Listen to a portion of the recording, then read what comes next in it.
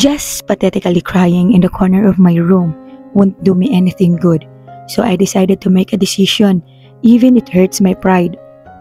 Ma'am Sandria, here's the result. Sabi ng isang doktor na kalalabas lang mula sa kanyang laboratory.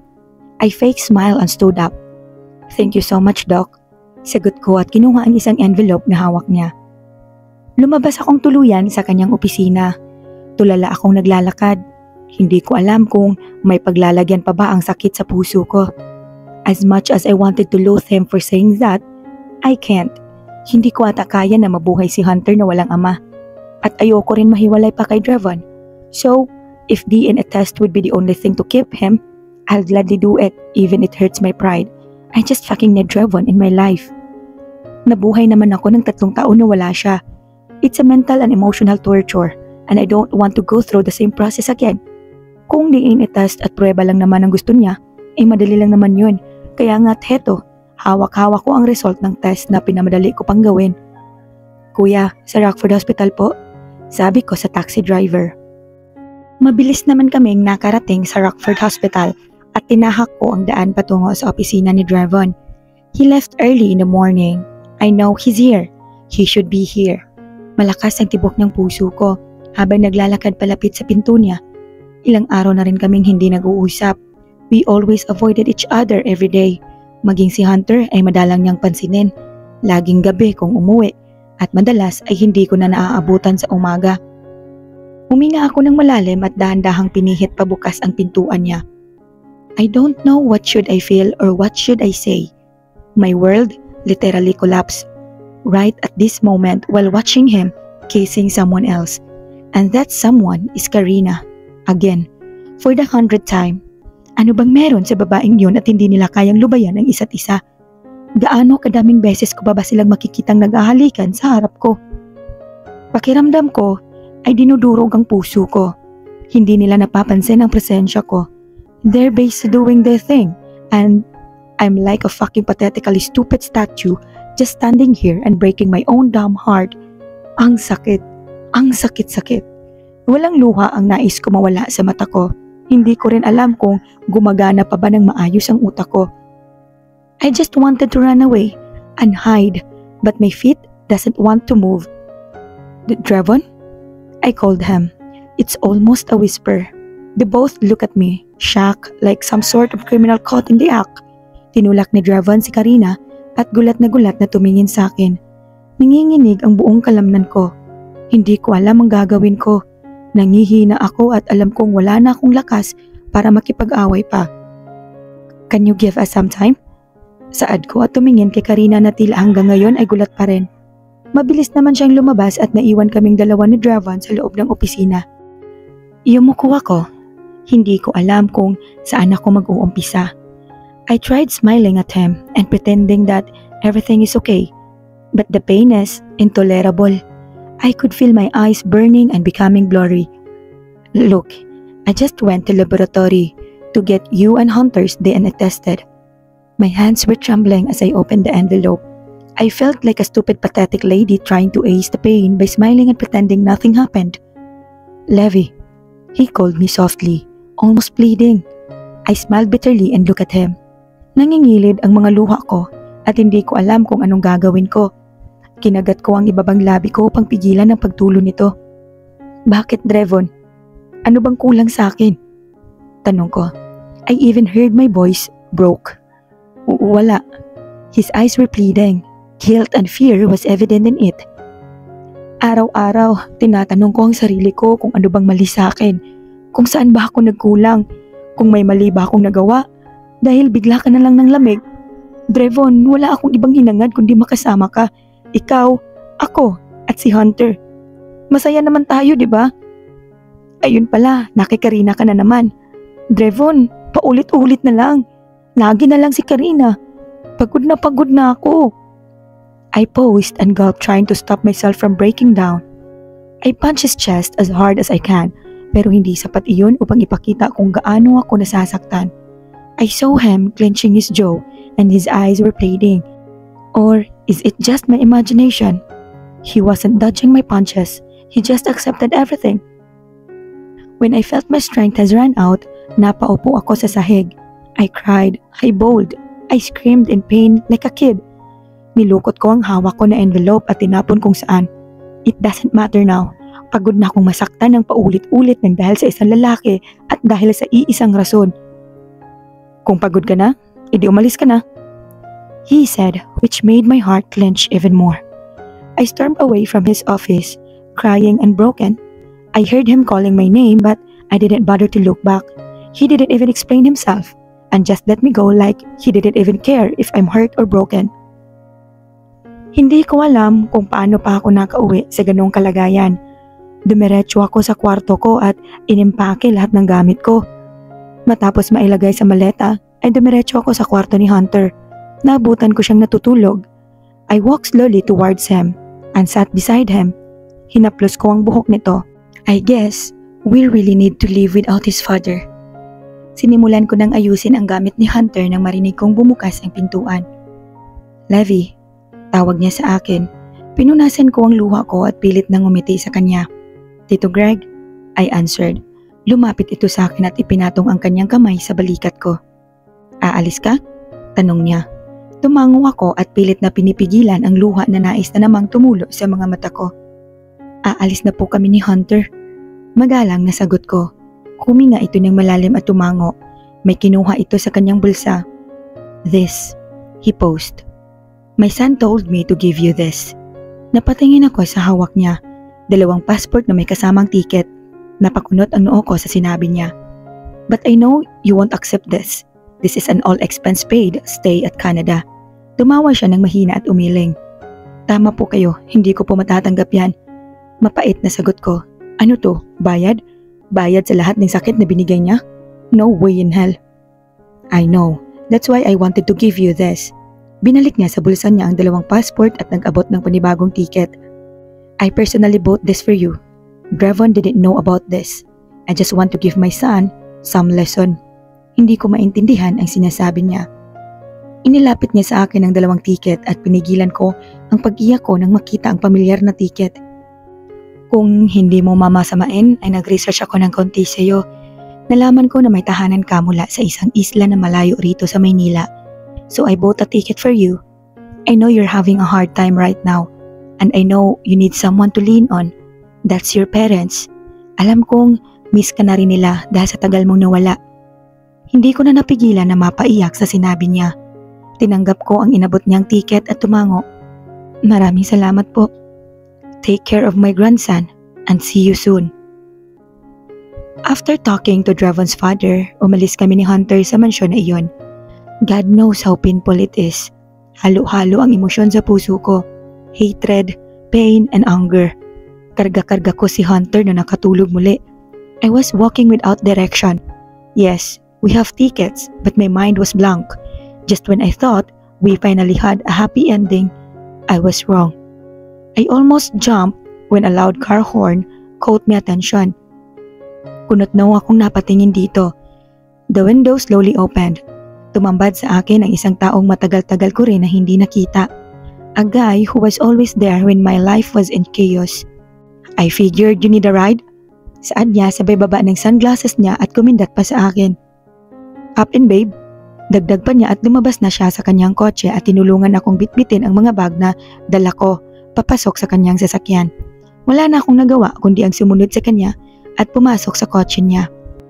I was happy to meet him again, but happiness isn't in my vocabulary right now. Kailan ka pa nakauwi? Tanong ko sa kanya. I missed you too. Natatawang sabi niya. Huminga ako ng malalim at tumingin sa kanya. You shouldn't have left. Mabilis na napawi ang ngiti sa labi niya at naging seryoso ito. Nagtiim ang kanyang bagang at humigpit ang hawak sa manibela. I left because I thought he would take care of you and not let you walk pathetically like a beggar on the street. May bahid ng galit sa boses niya. Umiwas ako ng tingin at bumaling sa bintana. I want to go back to my family. Sagot ko na lamang. Kailangan mo munang magpahinga. Hindi na ako sumagot at dinala niya kaming sa tingin ko ay condo unit niya. He prepared food for us. Nagising na rin si Hunter na mukhang masayang-masaya na makitang muli siya. Ihahatid ko kayo mamaya, sabi niya habang kumakain kami.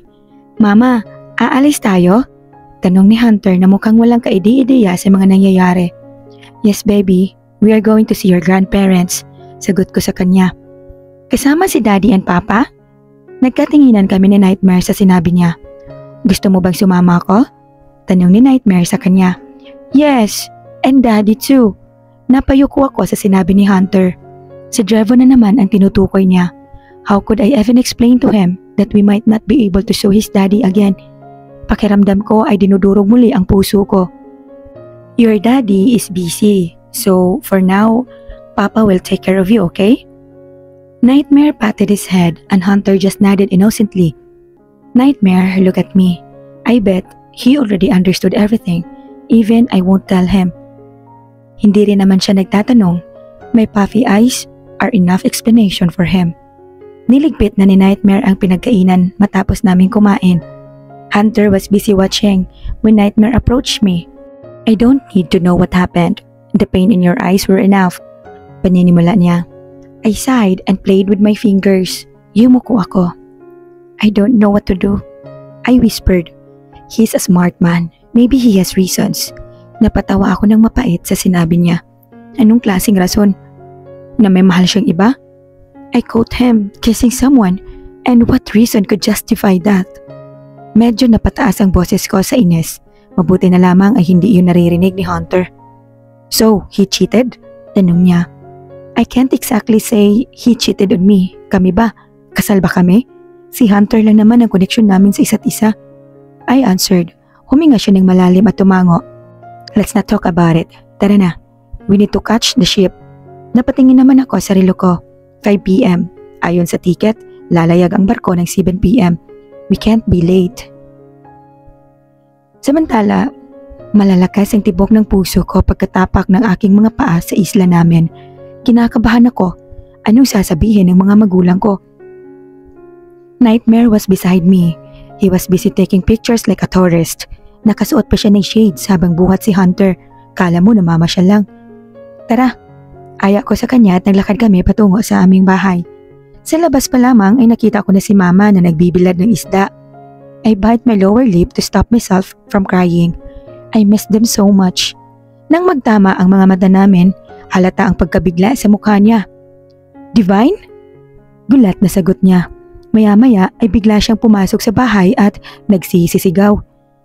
Pa, andyan na si Divine! Naku po, Diyos ko! Sigaw niya at taranta naman na lumabas silang dalawa at tumakbo patungo sa direksyon ko. Hindi ko na napigilan ang aking pag-iyak at sinalubong sila ng yakap. Ma, pa, namiss ko kayo. Umiiyak na saad ko. Niyakap nila ako ng mahigpit at rinig ko rin ang pag-iyak nila. Bakit ngayon ka lang umuwi? Tanong ni Papa. Naghiwalay kami sa pagkakayakap at tumingin ako kay Hunter at Nightmare. Napasunod din ang tingin nila sa kanila at labis na naguguluhan. Kinuha ko si Hunter mula kay Nightmare. Pa, anak ko po si Hunter. Ano? Sabay na sigaw nila. Napasinghap ako nang biglang himatayin si Mama. Ma! Sigaw ko. Dinaluhan agad ni Papa at Nightmare si Mama. Pumasok ka na sa loob, mamaya tayo mag-usap. Sabi ni Papa na seryoso ang boses. Nanlalamig ang mga kamay ko habang nakaupo sa harap nila. Para kaming nasa hot seat ni Nightmare habang nasa harap namin si Mama at Papa. Pa, Ma, tawag ko sa kanila. Akala namin kaya hindi ka umuwi ay dahil abala ka sa pagtatrabaho. Yun pala ay may anak ka na. Sigaw ni Papa kaya't napapitlag ako sa lakas nun. Sorry po, nakayukong sabi ko. Halos mapatalo ng puso ko sa gulat nang biglang hampasin ni Papa ang lamesa ng pagkalakas-lakas. At ikaw lalaki ka, hindi pa kayo kasal ng anak ko ay inaanakan mo na siya? Anong plano mo? Nanlalaki ang mga mata ko na napatingin kay Papa na ngayon ay masama ang tingin kay Nightmare na mukhang nasindak din. Pa, hindi naman siya yung ama. Mas lalo lamang sumama ang mukha niya sa sinabi ko. Hindi siya ang ama? Kung gayon, ay nasaan ang ama niyang batang yan? Sigaw niya. Pa, nagsisimula na namang lumabo ang mata ko. Kaibigan lang si Nightmare pa. Pag-iiba ko ng usapan. Ang tanong ko ay nasaan ang ama niya? Sigaw niya muli. Pa, huwag ka naman masyadong magalit. Ang puso mo. Pag-aawat ni Mama. Wala siyang papa. Naghiwalay na kami. Sagot ko sabay iwas ng tingin. Naramdaman ko ang paghawak ni Nightmare sa kamay ko sa ilalim ng lamesa at marahan iyong pinisil. Hiniwalayan ka niya kahit na alam niyang may anak kayo? Nasaan ang lalaking yan? Pupunta tayo ng Maynila at iharap niyo sa akin ang yung lalaking yan. Sabay-sabay kaming napatayo nang biglang tumayo si Papa. Hinawakan namin siya at ibinalik sa upuan. Pa, pabayaan na natin siya. Umiiyak na sabi ko. Tila natauhan naman siya dahil doon at kumalma na siya. Sisiguraduhin kong hindi makakatapak sa isla na ito ang lalaking iyon, Divine. Sige na, magpahinga na kayo. The day went well for them, not for me. I don't even know how and where to start again after being broken for a lot of times just because of one man. Hindi ka man lang nagpasabi, nakauwi ka na pala. Napatingin ako sa nagsalita. I showed him a fake smile. Sa sobrang dami kong iniisip, ay nakalimutan ko na siya. Jill? Umupo siya sa tabi ko at sabay kaming tumanaw sa alon ng dagat. Balita ko ay may anak ka na, paninimula niya. Tumango lamang ako. Yung may-ari ng hospital na pinagtatrabahuan mo ang ama? Tanong niyang muli. Hindi ako nakaimik. Pinatong ko na lamang ang baba ko sa aking tuhod. Jill, sobrang sakit.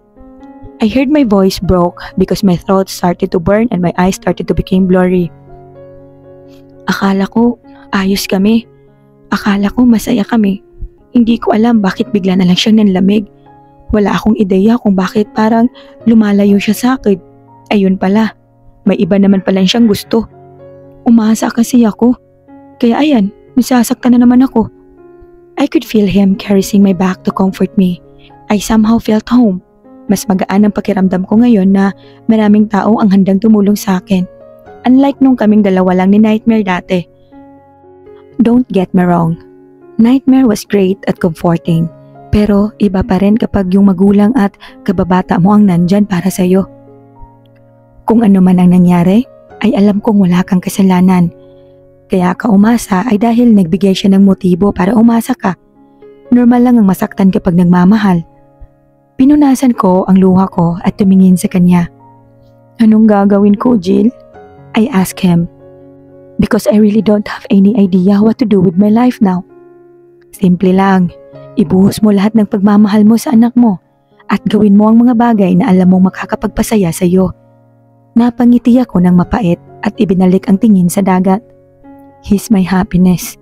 His presence is my everything. Now, how am I supposed to do what makes me happy when he's all that I need to complete my happiness? He's my happiness, I answered. There's something more to life than him, sagot niya.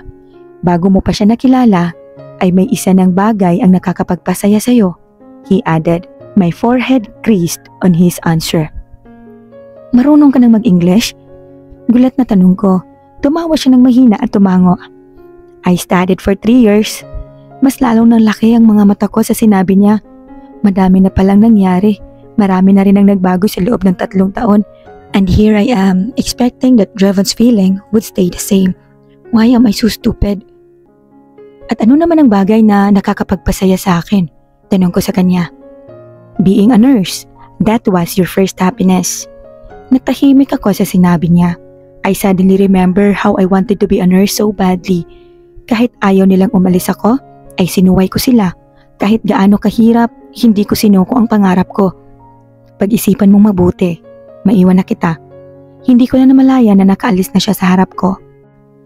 Going back to my old life, doing my passion and being a nurse means going back to the place where it all started, Rockford Hospital. Wala na akong ibang hospital na hinangad pagtrabahuan kundi ang Rockford Hospital. But I can't go back there. I can't pretend na hindi ako nisasaktan kung sakaling makita ko man siya. I don't want our path to cross again. Isinantabi ko ang lahat ng nasa isip ko. For now, si Hunter lang ang importante at sa kanya muna ako magpo-focus. I stood up and walked towards our house. Ngunit hindi pa ako nakakalayo nang may marinig akong boses mula sa likod ng isang malaking bato. Curiosity filled me and I walked slowly towards that direction.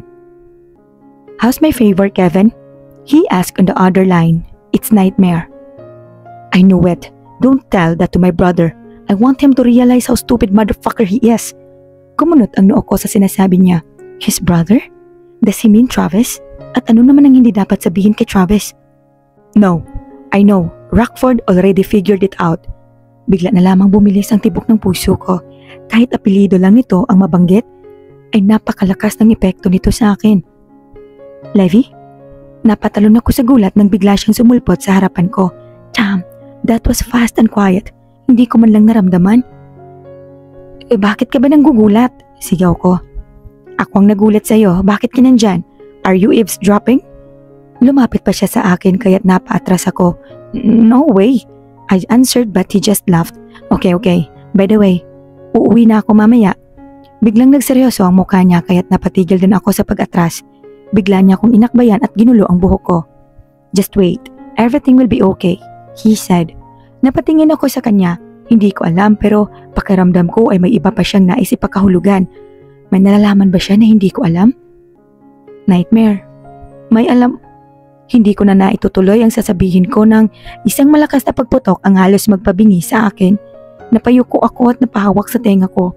Kapwa kami nagulat ni Nightmare. Nagkatinginan kaming dalawa. I just found myself running like crazy towards our house. My heart is beating crazily. My hands were trembling. I'm not stupid not to know that. That was a gunshot. Ma! Pa! Hunter! Sigaw ko. Pagkarating ko sa bahay, I could also hear Nightmare panting behind my back. Marahil ay tumakbo rin siya kasunod ko. Wala akong naabutan sa bahay. Nakapatay ang ilaw at tanging ilaw mula sa buwan lamang ang siyang nagpapaliwanag sa paligid. Nightmare! Nasaan sila? I was being hysterical when he hugged me. Hey, calm down. Let's find them. Hinatak niya ako palabas ng bahay at dumiretso kami sa bahay nila Jill. Jill! I shouted. Naabutan ko siyang napapalibutan ng ilang mga lalaki. Ang mga tauhan niya dito sa isla. Halugugin ang buong isla at isa-isahin sila. Utos niya sa mga lalaki na mabilis naman lumisan sa lugar. Lumapit siya sa akin na seryoso ang itsura. Ayos ka lang ba? Tanong niya. Jill, anong nangyari? Sila mama at papa, si Hunter, nakita mo ba sila? Sunod-sunod na tanong ko. May nakapasok na armadong dayuhan sa isla. Balita ko ay marami sila kaya't pinahahanap ko na sila. Ang magulang mo at si Hunter ay nasa klinika. Huwag kang mag-alala, malakas ang bantay ko doon. Paliwanag niya ngunit hindi no napawi ang pag-aalala sa puso ko. Tumakbo ako paalis sa lugar na iyon at tinungo ang klinika. Halos manlamig ako sa kinatatayuan ko nang makitang sugatan at nakaratay sa sahig ang mga tauhan na sinasabi ni Jill. Fuck, rinig kong sabi ni Nightmare. Pakiramdam ko ay nanghihina ako. Wala akong lakas upang kumilos kaya't si Nightmare na ang pumasok sa loob ng klinika upang i-check ang loob. Magtawag pa ng maraming tauhan, sigaw ni Jill sa mga kararating lang na tao. They're not here, sabi ni Nightmare. Pagkalabas niya ng klinika, hindi ko alam kung ano ang gagawin ko. Sabay-sabay kaming napatingin sa dagat nang makarinig kami ng pagtunog ng isang makina. May isang yate na papalayo sa isla, kaya't mabilis kaming tumakbo patungo doon. Papalayo na ang yate at pakiramdam ko ay gumuho ang mundo ko nang makakita ng tatlong figura. Nakatakip ang kanilang mga mata at bibig at tingin ko ay wala silang malay. Wala sa sariling napatakbo ako upang habulin ang yate. Ngunit isang marahas na kamay ang pumigil sa akin. Levi, calm down! Nightmare shouted. How the hell can I calm down when they got my parents and my son? Tell me! I shouted. Napaupo ako at naramdaman ko ang pagkabasa ng suot kong damit. I could accept Draven leaving me. But losing my son and parents are the worst thing that could ever happen to me. I felt like losing all my sanity. I felt like going crazy. Wala akong pakialam kung marinig ng buong isla ang palaho ko. I just wanted to bring them back to me. Nightmare hugged me tightly, but that wasn't enough to calm my scared heart. I can't lose them, Nightmare. I can't. I whispered between my sobs.